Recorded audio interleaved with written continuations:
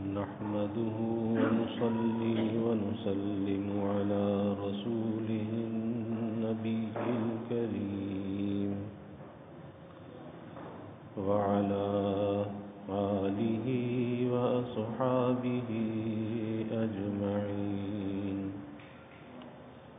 اللهم صل على سيدنا ومولانا محمد وعلى آل سيدنا ومولانا محمد وبارك وسلم صلاة وسلاما كثيرا كثيرا. توفیق الہی اپنے مرشد پاک کی برکت سے عشاء کی اس نشست میں فضائل ایمان کا درس چل رہا ہے. اللہ تعالیٰ اس درس کی برکت سے ہمارے ایمان کی حفاظت فرمائے اور موت تک قبر تک اللہ ہمارے ایمان کو سلامت فرمائے.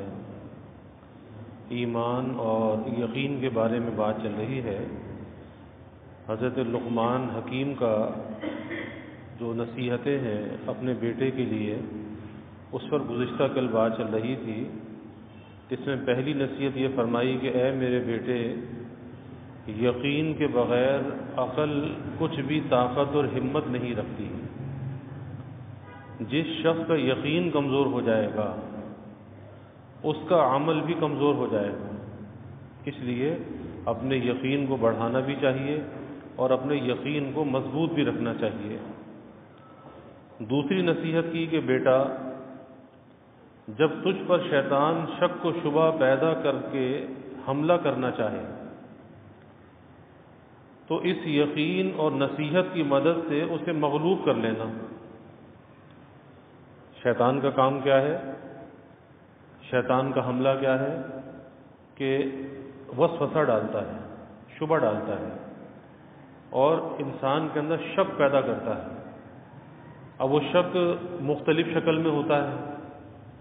شک کبھی عبادت کے اندر بھی ہو جاتا ہے، شک کبھی رشتوں کے اندر بھی ہو جاتا ہے، شک کبھی کسی دوست پر بھی ہو جاتا ہے، شک کسی پڑوسی پر بھی ہو جاتا ہے. تو یہ جب کسی چیز کے بارے میں شک پیدا ہو تو یہ شک شیطان کی طرف سے ہے کہ وہ دل کے اندر ایک شک پیدا کر رہا ہے. اور کبھی اس شک کو یقین کا درجہ نہیں دینا چاہیے، کیونکہ شک ہے نا. یقین کا درجہ تو جب ہے کہ جب انسان اپنی آنکھ سے دیکھ لے یا اپنے کان سے سن لے، اس کے بعد وہ یقین کا درجہ تو ہو سکتا ہے. لیکن کسی سنی سنائی بات پر یا کوئی دل میں خیال آ گیا، کوئی شک گزر گیا، اب وہ ڈالا تھا شیطان نے پریشان کرنے کے لیے، کسی سے بدگمان کرنے کے لیے کہ بیٹھے بیٹھائے دل میں یہ شک آ جائے کہ فلاں شخص تو مجھ سے ناراض لگتا ہے، میں تو وہاں سے گزرا تھا، سلام کیا لیکن سلام کا تو جواب دیا نہیں، ابھی شک ہے. اب سامنے والے کو تو وہم و گمان میں بھی نہیں ہے. ممکن ہے کہ اس نے آہستہ سے جواب دے دیا ہو، ممکن ہے کہ سنا ہی نہ ہو. تو تعویل کرنی چاہیے اور اللہ کی مخلوق سے حسن ظن رکھنا چاہیے، نیک گمان رکھنا چاہیے، لیکن شکوک کے اندر مبتلا نہیں ہونا چاہیے. شک میں مبتلا ہونے سے انسان کی زندگی اجیرن ہو جاتی ہے. کبھی عبادت کے اندر بھی شک ہونے لگتا ہے، طہارت کے اندر شک ہونے لگتا ہے کہ بہت سے لوگوں کو آپ دیکھیں گے کہ وضو خانے میں بیٹھ کر پانی بہائے جا رہے ہیں، دھوئے جا رہے ہیں، دھوئے جا رہے ہیں. اب یہ کیا ہے؟ شک ہے. جب شریعت یہ کہتی ہے کہ 3 مرتبہ اگر آپ نے ہاتھ دھو لیے تو سنت ادا ہو گئی، 3 مرتبہ کلی کر لی تو سنت ادا ہو گئی، ناک میں 3 مرتبہ پانی ڈال لیا تو سنت ادا ہو گئی، 3 مرتبہ چہرہ دھو لیا تو سنت ادا ہو گئی. اب شیطان یہ شک ڈالتا ہے کہ تھوڑا اور دھو لے، تھوڑا اور دھو لے. اب یہ پانی پہ پانی بہائے چلا جا رہا ہے. تو یہ سوچنا چاہیے کہ تسلی جو مطلوب ہے وہ طبیعت کی تسلی مطلوب نہیں ہے، شریعت کی تسلی مطلوب ہے. جب شریعت نے یہ کہہ دیا کہ ہاں 3 دفعہ دھونے سے سنت ادا ہو گئی، اور ویسے وضو کے اندر تو 4 فرض ہیں، اگر کوئی آدمی 4 فرض بھی پورے کر لے کہ چہرہ جو ہے پورا دھو لے، کوہنیوں تک ہاتھ دھو لے اور سر کا مسح کر لے، پیر دھو لے، 4 فرض ہیں، وضو اس کا ہو گیا. نہ کلی ہے، نہ ناک میں پانی ڈالنا ہے، یہ تو سب سنن میں آتا ہے. تو شک میں نہیں پڑنا چاہیے کہ عبادت میں شک آ جاتا ہے، اور کبھی وضو کر کے بھی شک آ جاتا ہے کہ کبھی یہ خیال آتا ہے پتہ نہیں مسح کیا تھا کہ نہیں کیا تھا، یہ شک آ جاتا ہے. تو اگر وہ یقین کے درجے میں ہے، اور یقین جسے کہتے ہیں کہ آدمی قسم کھا کر کہہ سکے کہ ہاں میں نے سر کا مسح نہیں کیا، تو پھر تو دوبارہ کر لے.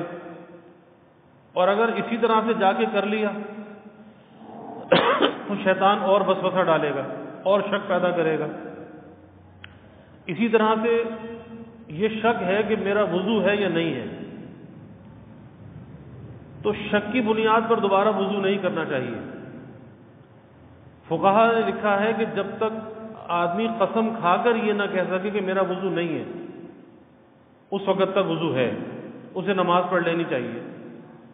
کیونکہ شک کی وجہ سے اگر وہ وضو دوبارہ کرے گا تو وہمی ہو جائے گا، بار بار شک کی عادت پڑے گی، وہم بڑھتا چلا جائے گا، پھر زندگی اس کی باتھ روم میں گزرے گی.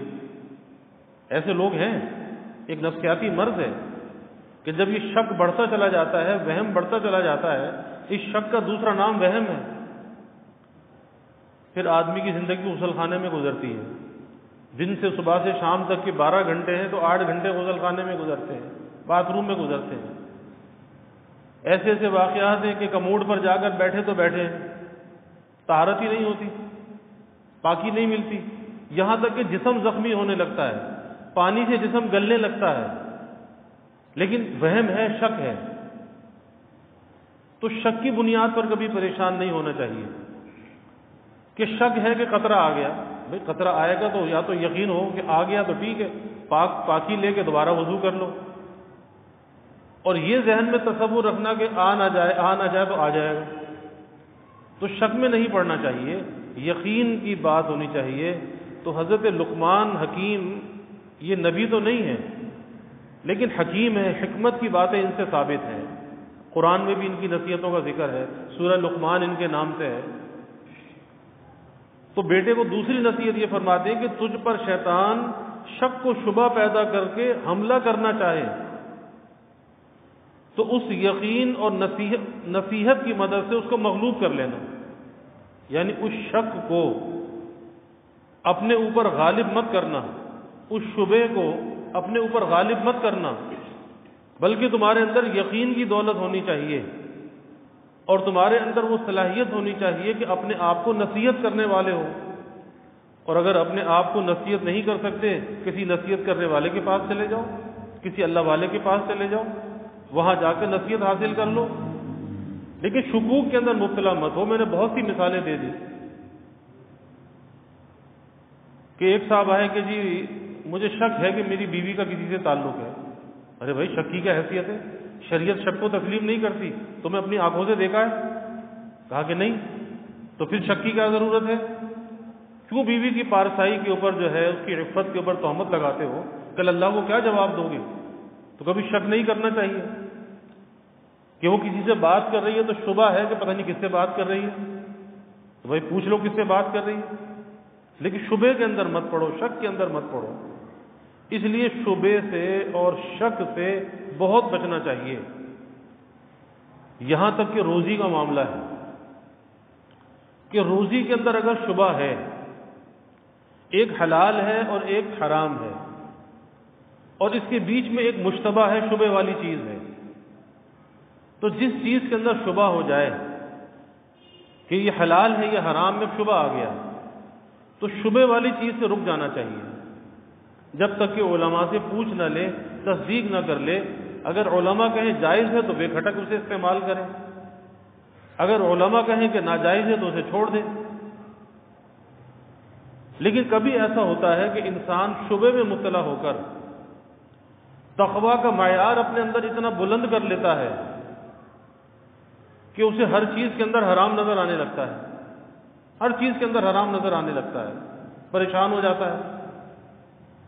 ظاہر شریعت کے اندر تنگی نہیں ہے، حلال چیزیں زیادہ ہیں۔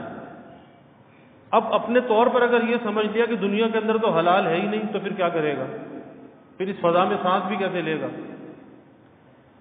آج کے زمانے کے اندر ازرو فتوے کی روح سے جو کام جائز ہے، حلال ہے، بس آنکھیں بند کر کے اسے کر لینا چاہیے۔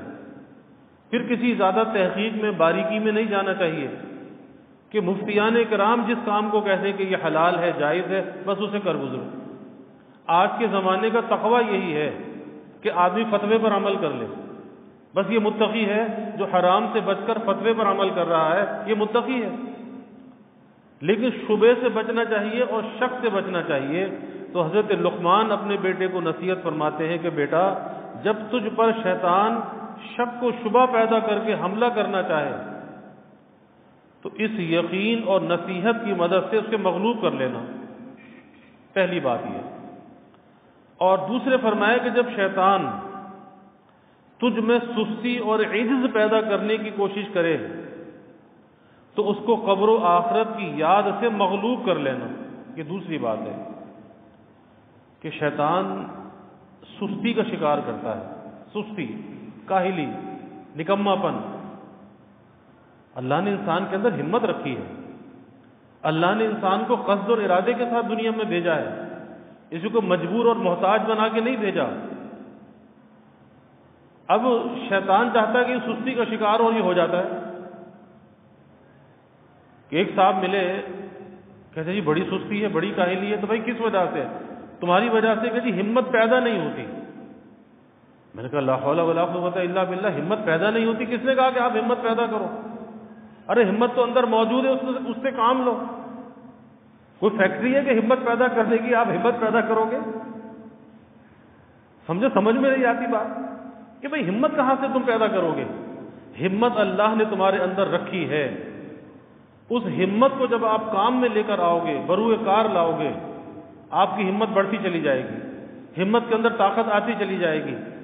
اور اگر اس خدا داد ہمت کو، خدا داد ہمت ہے، اللہ نے وہ ودیعت کی ہے، اللہ نے انسان کے اندر رکھی ہے، اللہ کا بڑا انعام ہے، اللہ کی بڑی نعمت ہے، اگر اس خدا داد ہمت کو کام میں نہیں لوگے، نکمے ہوتے چلے جاؤ گے، ناکارہ ہوتے چلے جاؤ گے، صلاحیتوں کو زنگ لگتی چلی جائے گی۔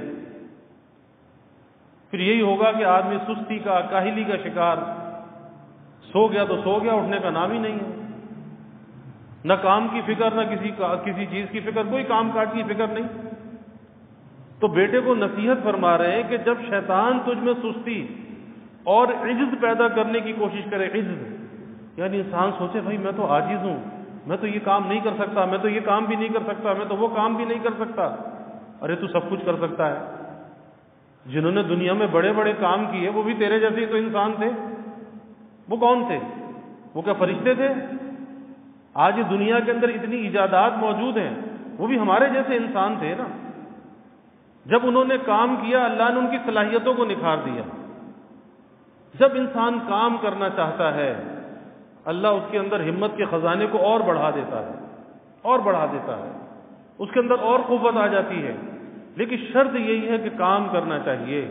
تو پتہ یہ چلا کہ یہ سستی، کاہلی، عجز، نکما پن کس کی طرف سے ہے؟ شیطان کی طرف سے ہے۔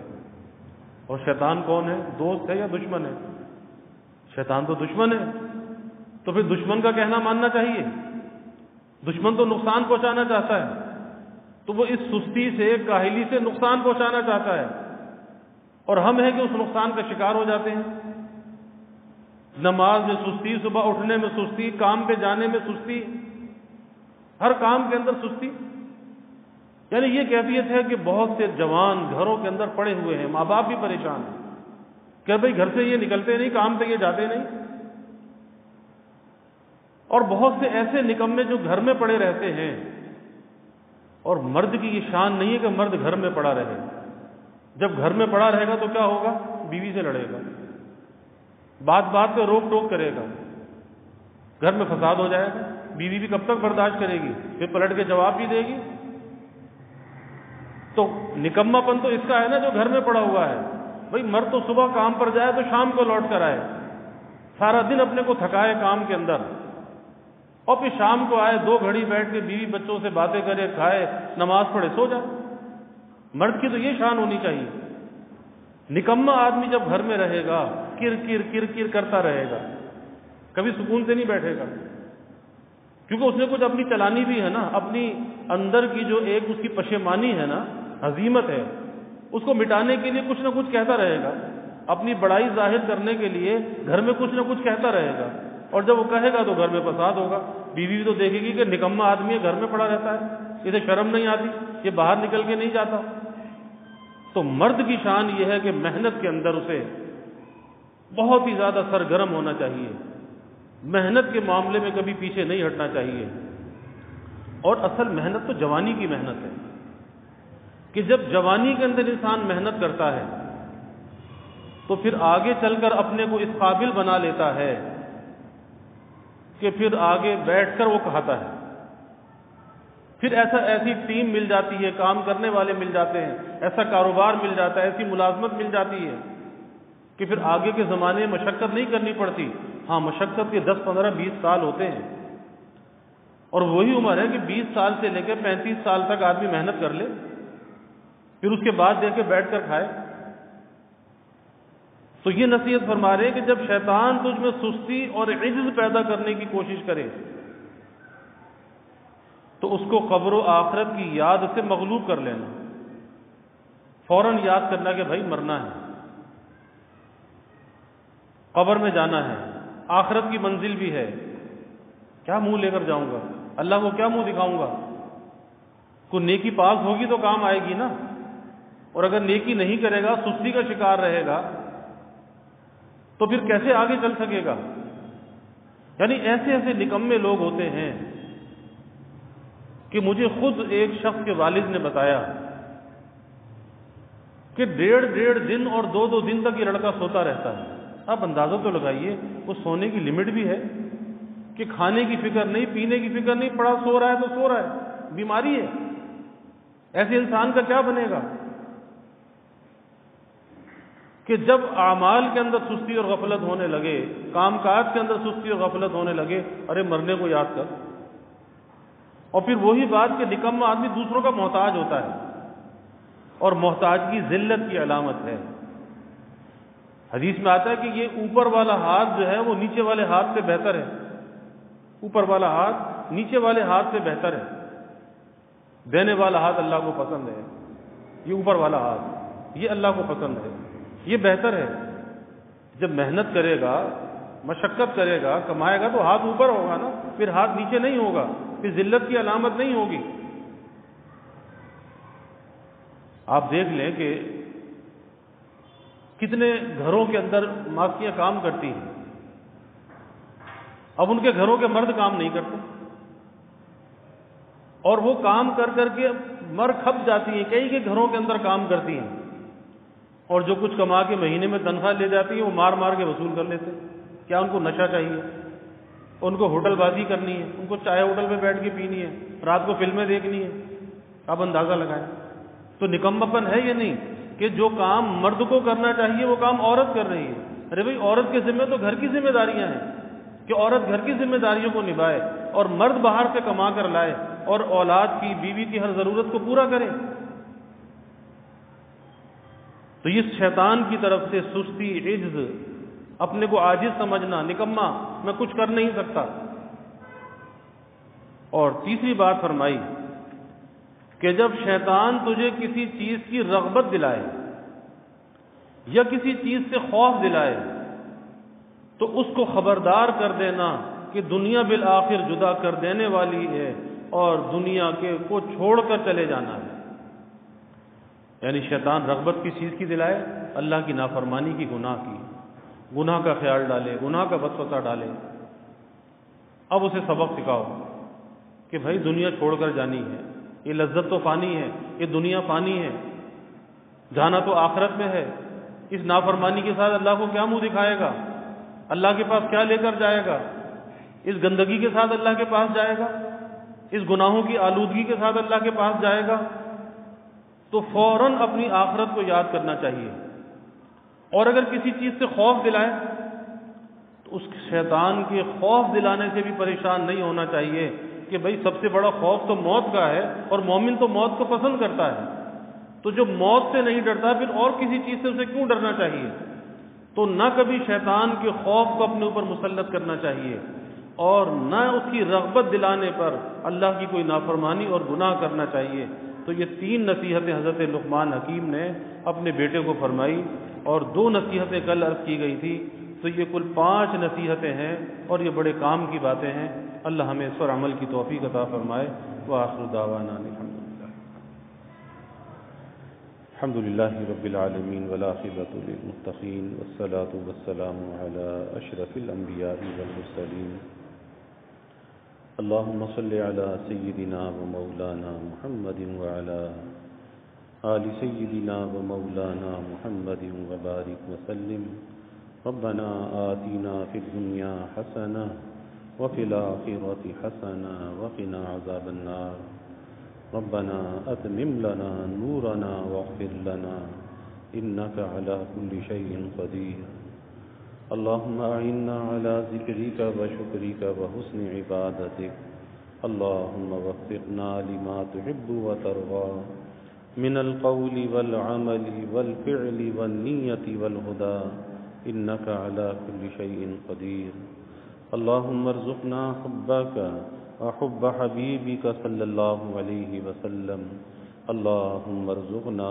شهادة في سبيلك واجعل موتنا ببلد رسولك یا اللہ یا رحمان یا رحیم یا کریم یا ارحم الراحمین یا اکرم الاکرمین۔ یا اللہ ہمارے گناہوں کو معاف فرما، یا اللہ ہماری خطایا سے درگزر فرما، یا اللہ اپنی محبت معرفت عطا فرما، اپنی رضا والی زندگی یا اللہ نصیب فرما، رضا والے کاموں کی یا اللہ توفیق عطا فرما، شک سے شبہ سے یا اللہ ہماری حفاظت فرما، یقین کامل ہمارے دلوں میں یا اللہ پیدا فرما، شیطانی وساوس سے خطرات سے یا اللہ ہماری حفاظت فرما، کامل درجے کا یقین یا اللہ ہمارے دلوں میں پیدا فرما، یا اللہ سستی سے، کاہلی سے، نکمے پن سے، یا اللہ نااہلی سے، ناکارہ پن سے ہماری حفاظت فرما، یا اللہ اپنی صلاحیتوں کو بروئے کار لانے والا بنا، اپنی ہمت کے خزانے کو استعمال کرنے والا بنا۔ اے اللہ ہماری ہمت کو نیکی اور طاعت میں استعمال کرنے کی توفیق عطا فرما، کسب حلال میں استعمال کرنے کی توفیق عطا فرما۔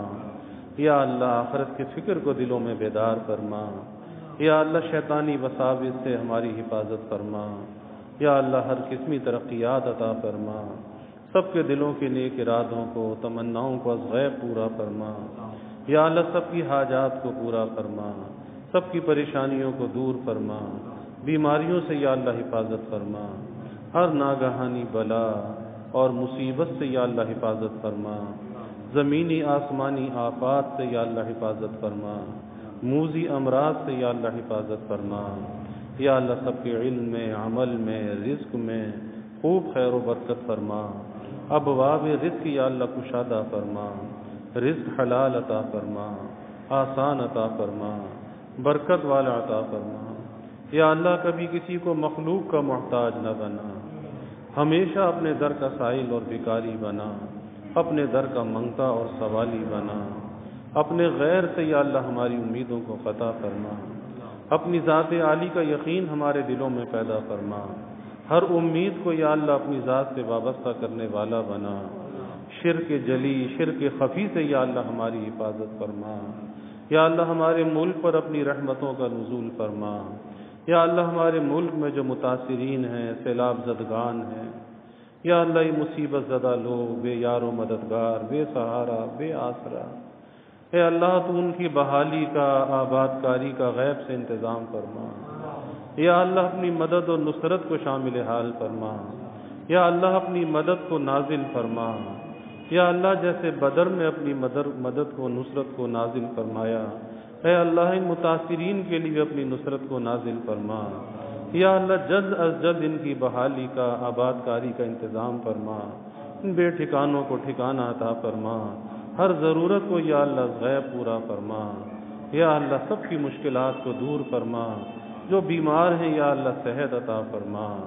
یا اللہ ہر آزمائش سے ابتلا سے تیری پناہ چاہتے ہیں۔ اے اللہ ہم کمزور ہیں، ضعیف ہیں، یا اللہ ان آفات و بلیات کا مقابلہ نہیں کر سکتے۔ اے اللہ تو ہمیں اپنی پناہ میں لے لے، اپنی حفظ و امان میں لے لے۔ اے اللہ تو ہر جانب سے ہماری حفاظت فرما، ہر قسم کے شرور سے حفاظت فرما۔ یا اللہ ہماری گناہوں کو، خطاؤں کو معاف فرما، کثرت استغفار کی اور کثرت مناجات کی یا اللہ ہمیں توفیق عطا فرما۔ یا اللہ سب کے گھروں میں چین، سکون، عافیت، راحت عطا فرما، نعمتیں، برکتیں عطا فرما، نعمتوں کی فراوانی عطا فرما، ہر قلت اور دقت سے یا اللہ حفاظت فرما، سب کی اولادوں کو نیک صالح بنا، آنکھوں کی ٹھنڈک بنا، والدین کے لیے راحت کا ذریعہ بنا، سب کی اولادوں کا مستقبل یا اللہ تابناک بنا، والدین کو اولاد کی خوشیاں دیکھنا نصیب فرما۔ یا اللہ اپنی رحمتوں کا، برکتوں کا، راحتوں کا، نعمتوں کا نزول فرما، زحمتوں کو دور فرما۔ یا اللہ ہمیں عافیت دارین عطا فرما۔ ربنا تقبل منا انك انت السميع العليم وتب علينا انك انت التواب الرحيم وجزى الله عنا محمدا صلى الله عليه وسلم معه وآله وصلى الله تعالى وسلم على النبي الكريم آمين برحمتك يا